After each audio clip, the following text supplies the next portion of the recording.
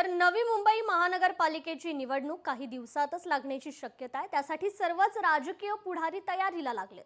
त्यातच नवी मुंबईतील आता समीकरणांमध्ये काय बदल होईल, निवडणुकीवर याचा परिणाम किती होणार आहे हे लवकरच स्पष्ट होणार आहे। मात्र नवी मुंबईतील राजकीय समीकरण कशी असतील, महायुतीमध्ये युती होईल का, महाविकास आघाडी एकत्र लढणार का, असे एक ना अनेक प्रश्न आहेत। यावर सामान्य जनतेला काय वाटतंय हे जाणून घेण्याचा आम्ही प्रयत्न केलाय।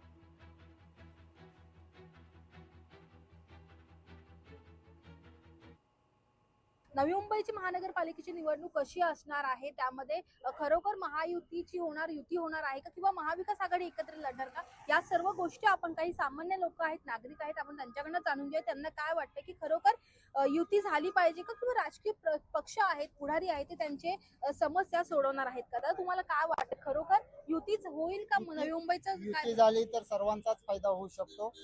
युती नाही झाली तर मग त्याच्यामध्ये पक्षाचंही नुकसान होतं आणि सर्वसामान्य माणसाच्या मनामध्ये द्विधा परिस्थिती निर्माण होते। युती झाली तर जनतेला चांगलाच फायदा आहे की त्याच्यातून आर्थिक नुकसानही होणार नाही निवडणुकीमध्ये, आणि नेते एकत्र असतील तर कार्यकर्ते एकत्र राहतील, त्या कार्यकर्त्यामधला मेन वाद मिटेल। पण या युत्या आघाड्यांमुळे जनतेचा काही त्यांच्या आयुष्यात सर्वसामान्यांच्या आयुष्यात फरक पडत नाही।